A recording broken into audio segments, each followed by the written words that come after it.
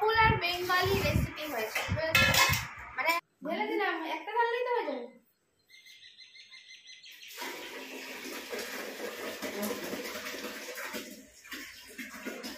Good morning, কেমন আছে সবাই? নিশ্চয়ই খুব ভালো আছে, আমরাও খুবই ভালো আছি। গরমে যতটা ভালো থাকা সম্ভব। আজকে রান্না করছি আমি, দেখো আমগুলো আমি ধুতে যাচ্ছিলাম। এই যে আম দিয়ে হবে টকের ডাল, আর কি হবে বলো তো? মাই করতে আসছিল, কিন্তু আমি বললাম আজকে আমি রান্না করে দিচ্ছিলাম, বা মা আদার্স কাজগুলো করতে পারবে। আর হবে ঝিঙে পোস্ত। তো সবকিছু কুটে কাটে রেডি করে নিয়েছি। এবার এদিকে অত কাজ করতে হবে না, আগে কাট কেটে কেটে নোংরা হয়ে যাবে। একদিন করে দিচ্ছি, হেল্প করে দিচ্ছি, আমাকে এরকম ভাবে তুচ্ছ তাচ্ছিল্য করছে। দেখো গরমের মধ্যে তোমাকে একটু হেল্প করে দিচ্ছি রান্না করে। করো, আমি যাই অন্য কাজ করতে। আরে এই যে মা চাল টাল ধুয়ে রেখেছে, দেখো হাঁড়ি রেখে দিয়েছে। এখন চা করে খাবো, চা করে মা যখন তখন চা। সকালে খেয়েছো, কিন্তু আমি ভাবলাম সকালে খাইনি। সকালে খেয়ে টিফিন খাওয়া হয়ে গেছে, আবার এখন চা। তুমি বলছিলে যাই হোক, কলটা এখন রাখি, বুঝলো? কাজ করার সময় না এত খাওয়া আমার মা করে যায়, বিরক্ত লাগে। এই যে ডাল সিদ্ধ প্রেসারে হয়ে গেছে, ভাতটা এদিকে চাপিয়ে দেবো, আর এদিকে ডাল বসিয়ে দেবো। গরমে এখন আজকে দুটো রবিবার, কিন্তু অনেকেই বলে রবিবার মানে লাল লাল চিকেনের ঝোল। কিন্তু সত্যি কথা বলতে, যদি আমি কাজই না করি, আমি ইনকামই না করি, তাহলে লাল লাল চিকেনের ঝোল আর খাবো কিন্তু। তাই জন্য গরমে আজকে করছি নিরামিষ, একদম মানে বাঙালিয়ানার মধ্যে কি রয়েছে? টকের ডাল, মানে পাতলা করে মুসুরির ডাল, আম দিয়ে আম ডাল, আর ঝিঙে আলু পোস্ত, সাবেকি রান্না। এটা আজকে আমি বলবো। ভাববে যে এখনকার মেয়েরা তো রান্না বান্না ওই চিকেন কষা, বিরিয়ানি এগুলো বেশি ভালো পারে। আমি ওগুলোর থেকে বেশি সাবেকি রান্নাগুলো বেশি ভালো পাই, বুঝলো? ওই জন্য মনে সাহস নিয়ে চলে এসেছি রান্না করে এইসব রান্না করতে। চাটাও কিন্তু আমি খুব ভালোই পারি, তার জন্য মা ভরসা করে আমাকে দিয়ে গেছে চা করতে। বললো তুই একটু ভালো করে চা করে দে তো, অনেকদিন করে খাওয়াসনি। কেমন চায়ের রং হয়েছে তোমাকে দেখিয়ে দেবো, ঠিক আছে? তাহলে বুঝতে পারবে, দেখলেই সব বুঝবে। চা করছি, চা।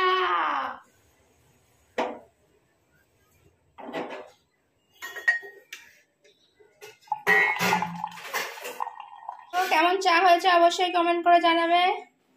চায়ের কালারটা কিরকম হয়েছে না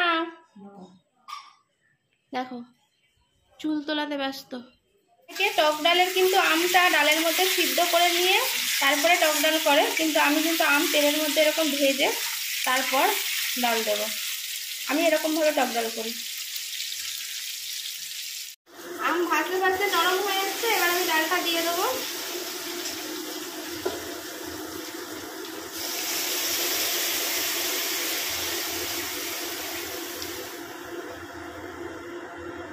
আমি ডালটা করতে চেয়েছিলাম, দাঁড়াও বলছি। এদিকে ভাতেরও আবার ফ্যান করছে আর কি। আমি করতে চেয়েছিলাম ডালটা একটু পাতলা, মা আবার বেশি ডাল নিয়ে নিয়েছে, এক কারি মানে মোটা মোটা ডাল হয়ে গেছে। থাক, একটু গাঢ় গাঢ়ই ডাল হবে একটা করে। আম ডাল খেতে কিন্তু এই গরমের সময় বেশ ভালো লাগে, বলো? আমার তো বেশ ভালো লাগে। মা বলছিল এমনি অন্য পেঁয়াজের ডাল করবে বা অন্য লেবু ঠেবু আছে তো ওই দিয়ে খেয়ে নেবে। আমি বললাম না, টক ডাল করো, মানে মা করবে বলছিল, তাই আমি বলেছিলাম টক ডাল করো। তারপরে আমি ভাবলাম ঠিক আছে চলো আজকে রান্নাটা আমি করি। এদিকে ভাতও ফুটছে, এদিকে দেখো আম ডালও ফুটছে। অনেকেই কি করে ফোড়ন দিয়ে ডালটা ফুটায় না, কিন্তু এতে কিন্তু ডালের টেস্ট হয় না, জানো তো? আমি শুনেছি যে যত বেশি ডাল ফোটানো হয় তত বেশি ডালের টেস্ট বাড়ে। এটা আমার মানে দিদাদের কাছ থেকে শোনা কথা। অনেকে আছে ডালে ফোড়ন দিল, ব্যাস নামিয়ে রেখে দিল, ওই ডালের কিন্তু টেস্ট খুব একটা ভালো আসে না। আমি এটা টেস্ট করে দেখেছি, অনেকে রান্না খেয়েও দেখেছি। আর যে যে আমার রান্না খেতে চাও চলে আসো আমার বাড়িতে, আমি টেস্ট করে দেখাবো, ঠিক আছে? আরে মায়ের একটু গুণ তো মেয়ে পাবে রে বাবা।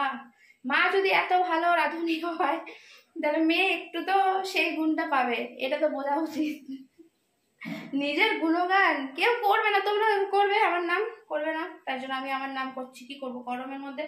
নাম শুনতে, গুণগান শুনতে কার না ভালো লাগে বলো? ওর জন্য আমি নিজেই নিজের গুণগান করি। এরকম আমার রান্নার বাহবা দেওয়ার মতন কেউ নেই, তাহলে আমি নিজের নিজের বাহবা দিই আর কি। দেখো ডাল ফুটছে, এই দেখো আমগুলো কিন্তু একদম গলে গেছে। আর এই যে কিছু আমি গোটা গোটা রেখেছি, ফুটছে তো হারিয়ে যাচ্ছে। এই দেখো হালকা, দেখো একদম গলে গেছে। আর হয়ে গেছে, তুলে নিচ্ছি, তুলে নিচ্ছি আর কি। দেখো আমগুলো একটু গোটা গোটা রেখেছি, অনেক আম রয়েছে, দেখেছো? এই যে আমগুলো গোটা গোটা রেখেছি, কিন্তু দেখো এই দেখো একদম নরম হয়ে গেছে, দেখেছো? তাই জন্য এগুলো মানে ভাতের সঙ্গে মেখে মেখে খেতে হেভি লাগবে।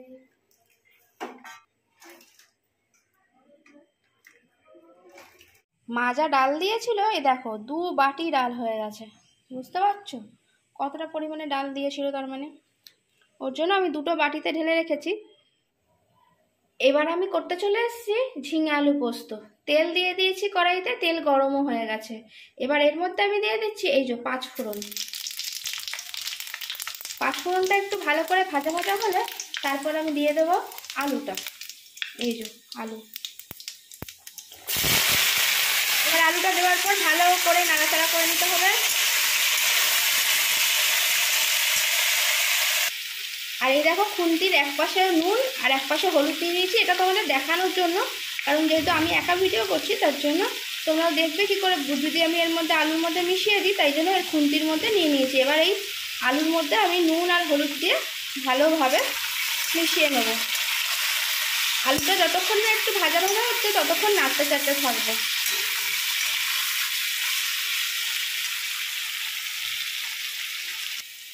আলু কিন্তু খুব ভালোভাবে দেখো ভাজা ভাজা হয়ে গেছে। এবার আমি এর মধ্যে দিয়ে দেবো ঝিঙেগুলো, আমি ধুয়ে জল ঝরিয়ে রেখে দিয়েছিলাম।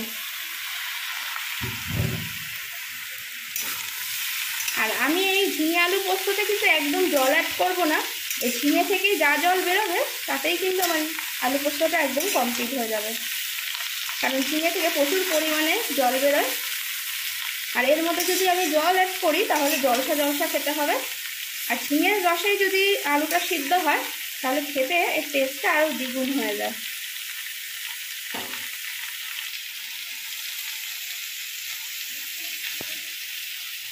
এবার আমি এর মধ্যে দিয়ে দেবো লঙ্কা। দেখো 8খানা লঙ্কা ছিঁড়ে নিয়েছি, এই যেরকম করে লঙ্কাগুলো দিয়ে দিচ্ছি। আর এখনকার লঙ্কা একদম ঝাল নেই গো, তার জন্য 8খানাই লঙ্কা দিলাম। আর আমরা যদি ঝাল ঝাল একটু আলু পোস্ত দেখবে খেতেও ভালো লাগে, আর আমি ঝালটা একটু ভালো খাই, তাই জন্য একটু ঝাল ঝাল হবে বলে দিয়ে দিলাম 8খানা লঙ্কা। আর একটু লাস্টের দিকে দিতে আমি বেশি পছন্দ করি, তাহলে লঙ্কার গন্ধটা বজায় থাকে। এবার এটাকে আমি ঢাকা দিয়ে দেবো।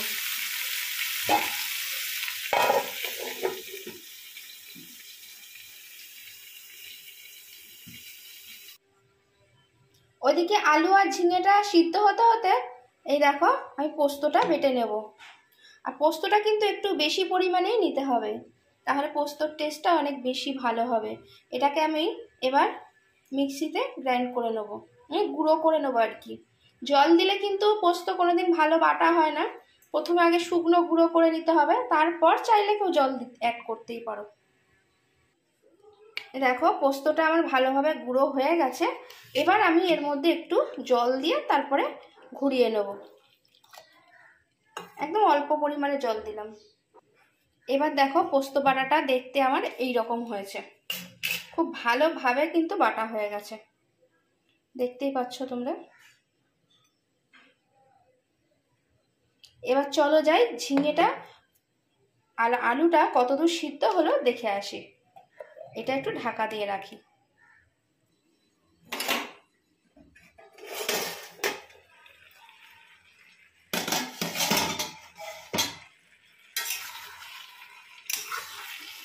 এখনই যা সুন্দর গন্ধ উঠেছে না খোলার পর, মানে তোমরা তো গন্ধটা পাচ্ছ না, মানে পোস্তটা দেওয়ার আগে ঝিঙে আলুর একটা কি সুন্দর গন্ধ উঠেছে, কি বলবো।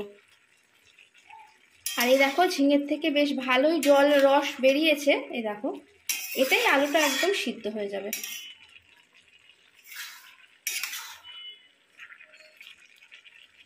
এবার দেখি একটা আলু ভেঙে কতদূর হলো। দেখো আলুটাও বেশ ভালো সিদ্ধ হয়ে গেছে, আর ঝিঙে তো সিদ্ধ হয়েই যাবে, এটা কোনো ব্যাপারই না, নরম সবজি। আর এই লঙ্কাগুলো গোটা গোটা যেগুলো মানে গোটা মলতে চেরা রয়েছে, এগুলোকে আরও আমি একটুখানি চেপটে দেবো, মানে এগুলোকে ভেঙে ভেঙে দেবো আর কি, যাতে ঝালটা ভরপুর হয়। ঝাল ঝাল পোস্তও তো ভালো লাগে, তাই না?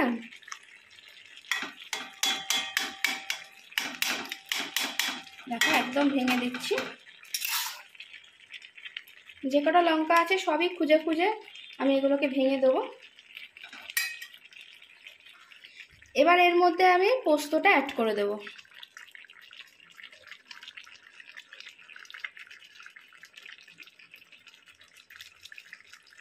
দারুণ দেখতে হয়েছে কিন্তু, তাই না বলো? এই বাটিতে যা আছে সব পরিষ্কার করে ভালো করে হাত দিয়ে কাচিয়ে কুচিয়ে নেব।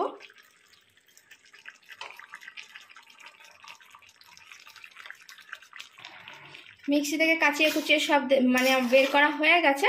এবার আমি পোস্তটাকে ভালো করে ঝিঙে আলুর সঙ্গে মিশিয়ে নিচ্ছি। জবরদস্ত হচ্ছে কিন্তু আজকে পোস্তটা, তাই না বলো?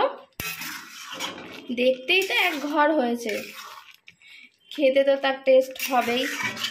এরকম করে তোমরাও বানিয়ে খেয়ে দেখবে, খেতে দারুণ হবে এই গরমে ঝিঙে আলু পোস্ত। আর নতুন সবজি বলে কথা।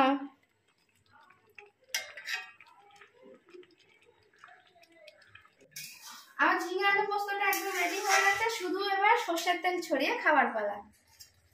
দেখো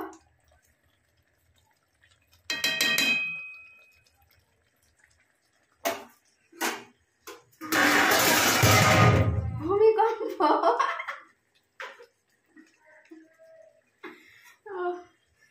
আমি যেহেতু একটুখানি নুন চাকতে গিয়ে চেকে দেখেছি, তার জন্য বুঝতে পারছি যে হেভি টেস্ট হচ্ছে, হেভি টেস্ট।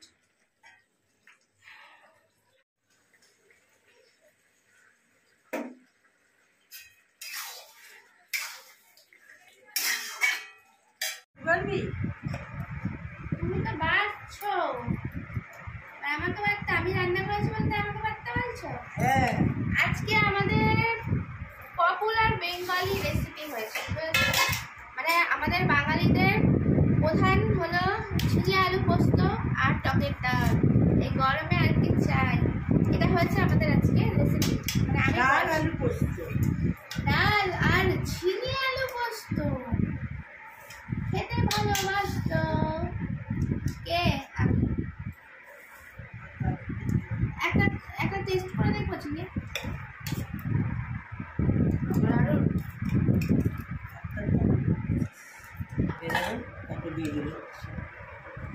এই তো চলে এসছে ঝিঙে আলু পোস্ত, তার সাথে পেঁয়াজও আছে, দেখো কাঁচা পেঁয়াজ।